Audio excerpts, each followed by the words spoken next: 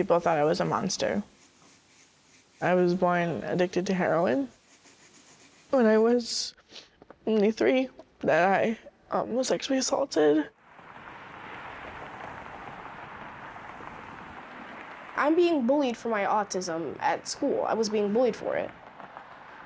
They would say I'm ugly, I'm stupid, I'm a nerd, I'm a dork. I wrote a goodbye note when I was 7 years old. The first time the suicide idea popped into my head was in middle school. Being isolated definitely led to a lot of depression, and it just made me very anxious to be different. I heard the whispers behind me. It was hard to walk down the hallways alone. I did it all day, every day. I think a lot of trans students especially suffer from so much mental health because it's not always an open place in schools to be who you are.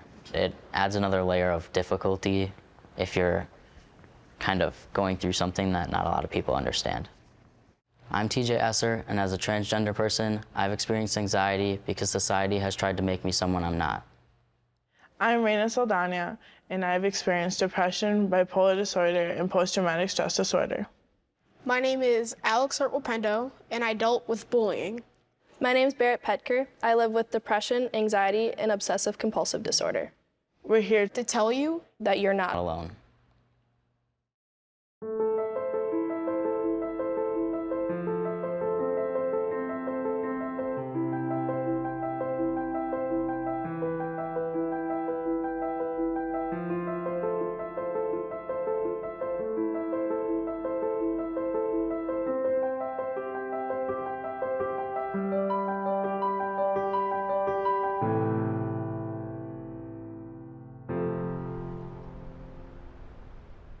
When I kind of hit puberty, it was a change in mindset.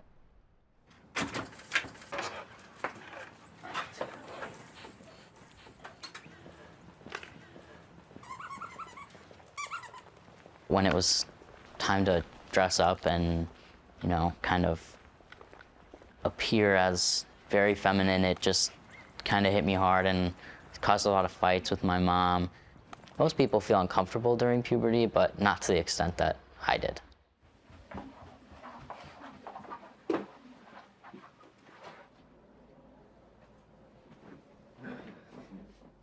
Before I started transitioning, I think I kind of just stumbled upon videos of YouTubers who were making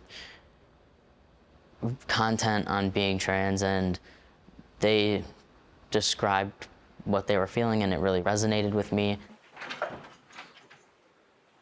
I transitioned in between 8th grade and freshman year. I think I've kind of continuously had anxiety, and during that period of time it was just escalated a little bit because I was coming home to just a little bit of like tension. Transgender students are more likely to report feeling depressed, being made fun of, or feeling unsafe at school. Research shows 50 to 70% of youth in the justice system have diagnosable mental health conditions. I was living with my grandma for most of my childhood.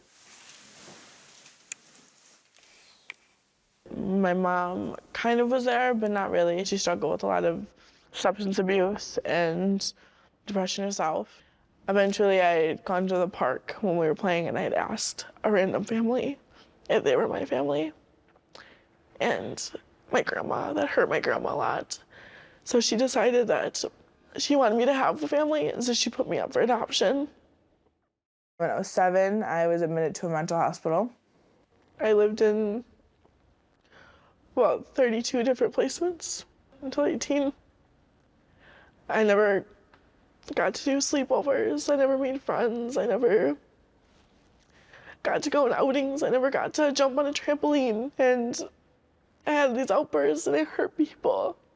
And I didn't mean to hurt people. And so it hurt that people were scared of me.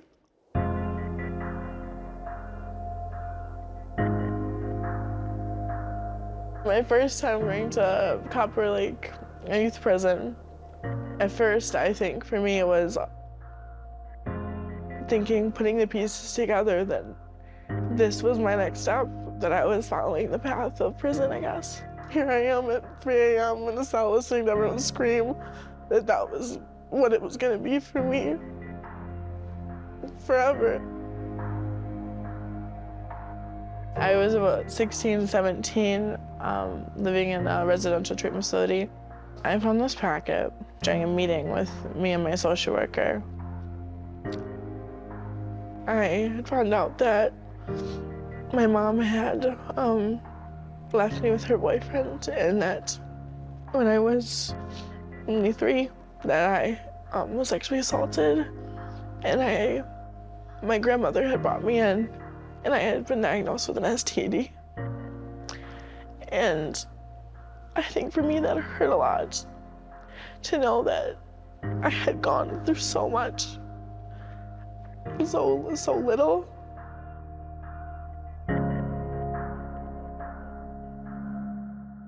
$1,772 children under the age of 18 died by suicide in our country. 38 of them were from Wisconsin. The youth suicide rate hasn't been this high in decades. This is the note I wrote. Dear Mom, I love you so much. I'm sorry for not being a good son. I don't want to be sad anymore. See you in heaven. Love you. When I thought of suicidal ideations, I was super scared. I didn't get very far because the first thing I did was I told my mom, and she was always there for me. And I remember nights where I would lay in bed and she would actually lay on top of me so I couldn't get up and do anything to myself. I struggle with my place here, and yeah, when I have had attempts, and I did leave a note once, and I was put in the hospital, and I had my IVs and everything, and I remember looking at the nurse and I asked her, I said, am I gonna die? And she just looked at me and she just kind of held my hand. I had lots of difficulties going on in my life. I was homeless for about 3 years of my life, and it was sad. Can you talk about your 7th birthday party? My mom worked really hard to actually plan that birthday party, and it was just devastating because nobody ended up coming. And at that time, I was embarrassed, and I didn't want my mom to have a loser son. So it was at that point that I was done. I decided to write a suicide note. So when my mom found the note, she was devastated. Can you share the story that your mom told you about how she had struggled and overcame some of her own struggles? She was 25 weeks pregnant with me, actually, and she was embarrassed to become a teen parent. And one day she was being bullied so bad that she decided to commit suicide. She turned that negative into a positive thing. She's truly a strong-willed person. I was 1 in 4 high school students in Wisconsin who said they were bullied at school in 2017, a rising statistic.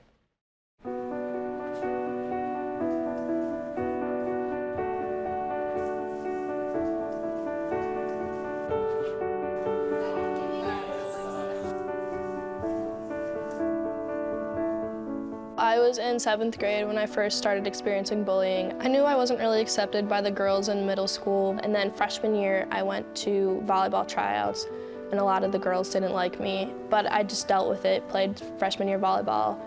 And then junior year I went to tryouts and I got cut from the team, and then they isolated me again. Senior year I went back to tryouts again, and they cut me again, and then they made a group chat about me after that.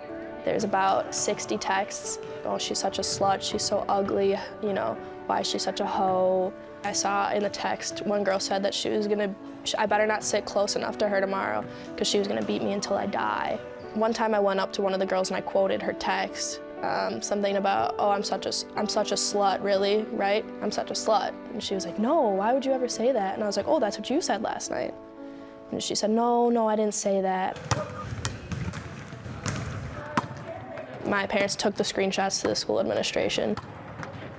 And I didn't end up killing myself because I knew that that would be me saying, okay, you win. And so I thought that, you know, if I give in to them and I kill myself now, I'm hurting my family, but I'm also telling them that they win and that this is okay for them to do.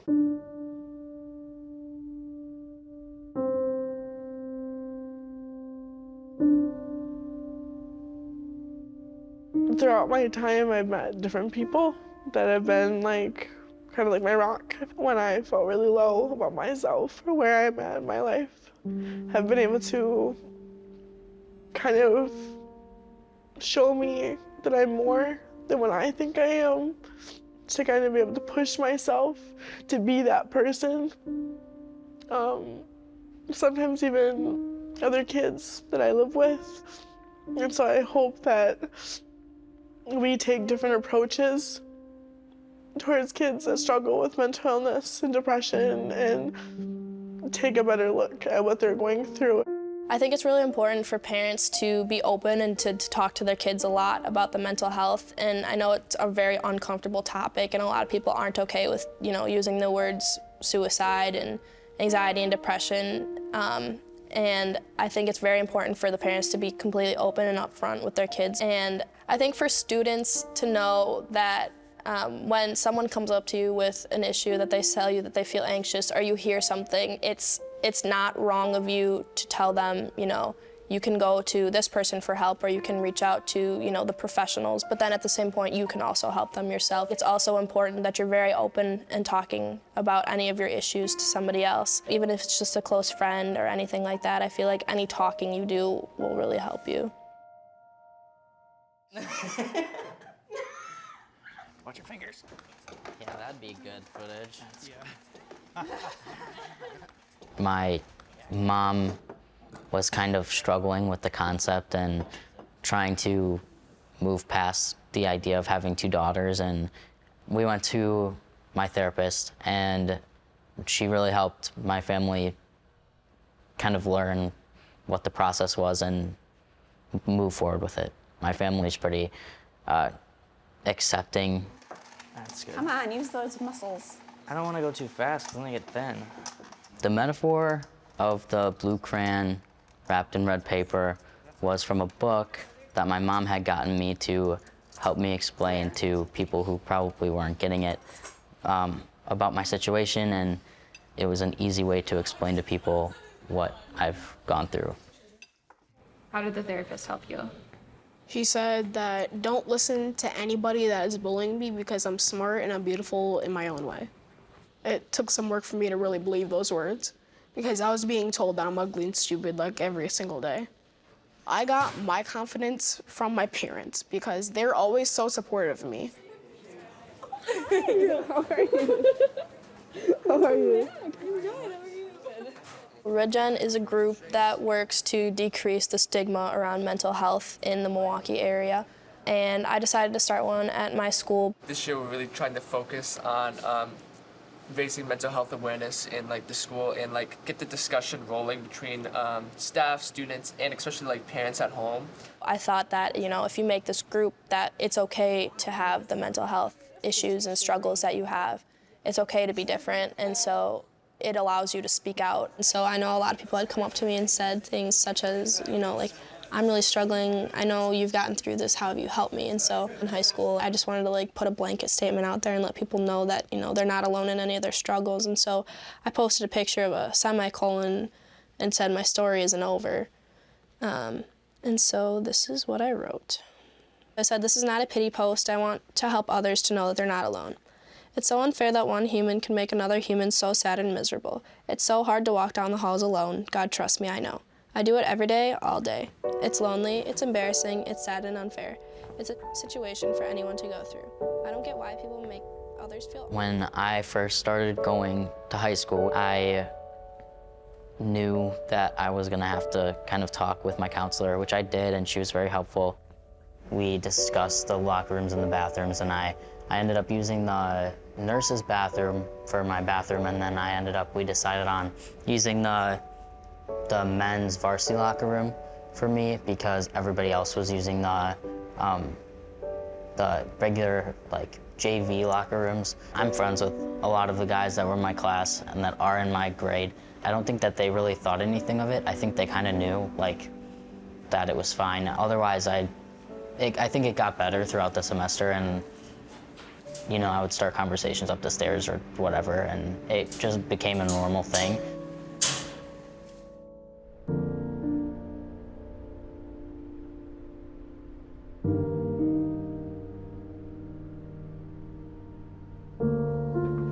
I'm on my own now, and I have to do things for myself, which is great in itself, but then at the same time, I'm also on my own, and so I've definitely had to deal with like a lot of anxiety since I've been away.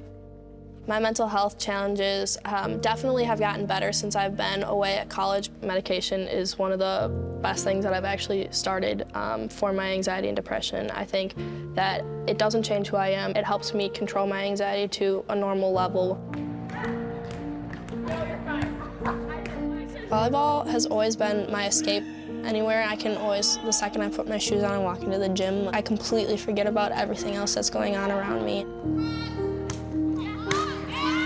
Being here is just a good new start, and the people are a lot more accepting, I guess, on my team, and it's almost like we're all grown up here. It's not any of the high school pettiness anymore.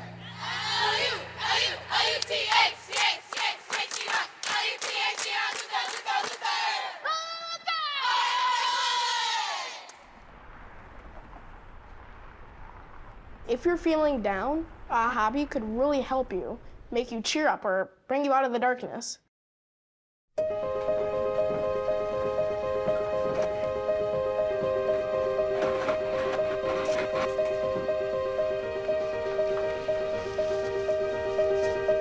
I still deal with bullying at my school sometimes because people are saying, oh, your bow ties are stupid, and I don't listen to them.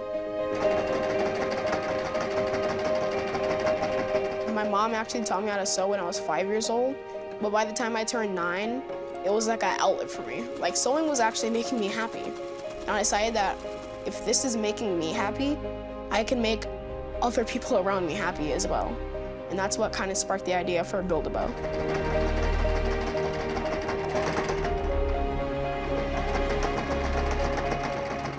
When I was creating bow ties, my inner happiness was showing, and I was just lost in the fabrics and colors. My favorite patterns are the ones that really stand out, like things that can be found in real life things, like butterfly bow ties. Who in here knows what bullying is? So we mean to a friend. Remember to treat everybody how you want to be treated, because nobody deserves to be mistreated. I also created a book called Bullies, Bow Ties, and Brilliant Alex, and the book was started to bring awareness to bullying and to inspire children to be themselves.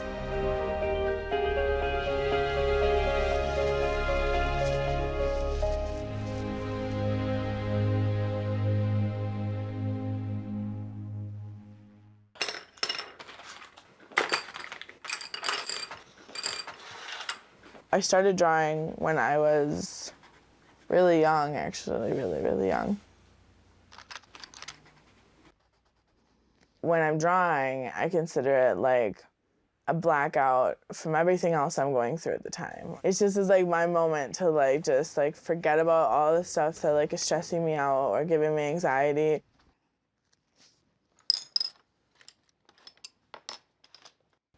And just like kind of just let the pencil go. Feeling emotion on paper is pretty cool.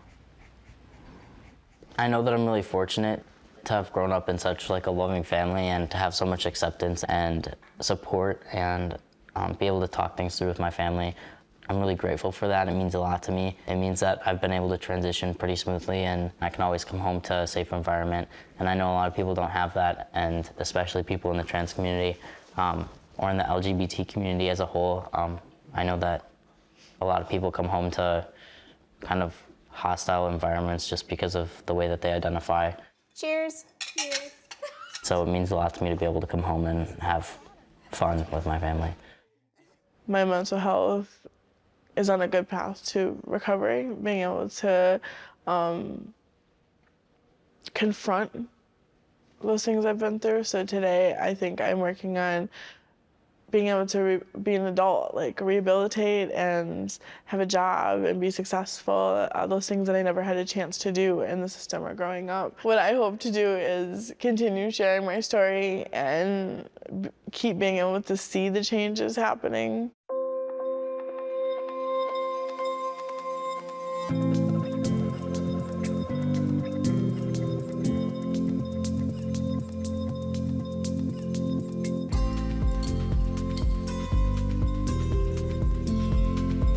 I remember meeting Alex. He was very nice, very genuine. He made us all a sign that said, "Be the change." I wanted to be kind. And these words are really, really meaningful. I keep it up just because I think Alex is a really cool guy, and it reminds me of him and that first nice gesture that he kind of showed everyone. It's kind of what I live by every day. I try to be a change in somebody's life. A lot of what I work towards is changing the stigma around mental health, and it helps me to know that I'm not alone in working for all this. That's something I aspire to be, is the change, not only for myself in the future, but like speaking out and helping others.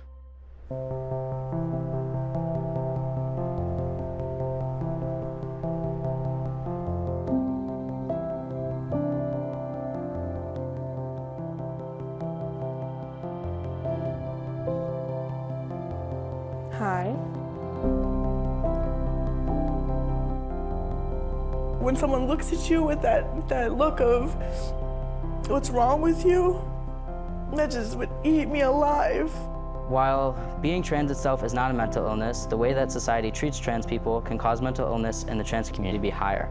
You don't get to show your feelings and be weak that often without people feeling like this is a chance for them maybe to see what you're about. To the world, we may be one person, but to one person, we may be the world. Thank you.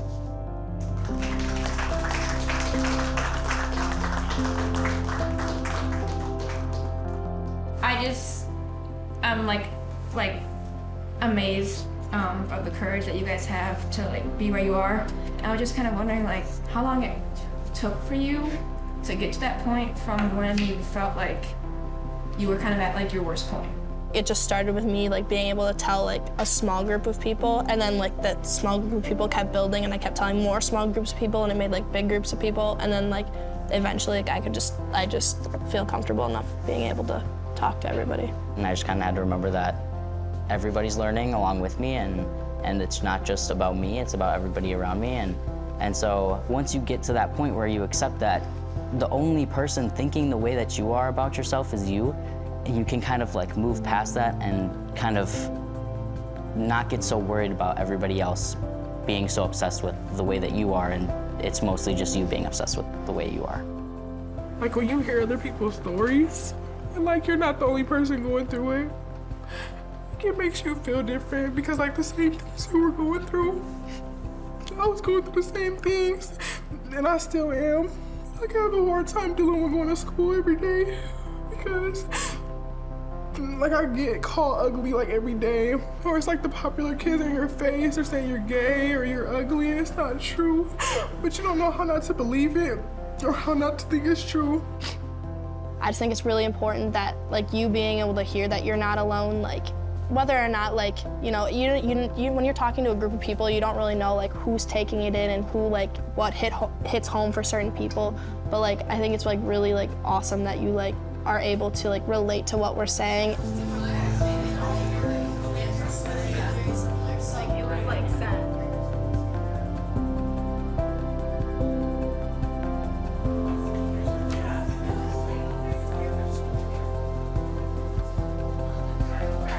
I thought it was really interesting how many of the kids came up to us after and said, you know, thank you, like, I really needed this. It showed me that, you know, me opening up and being able to tell my story allows them to open up and tell their story. Don't give up on yourself. Don't give up on yourself. You're so much stronger than you know. There's always the future that you can make better or look forward to. Just don't let what you're going through with the people around you completely knock you down.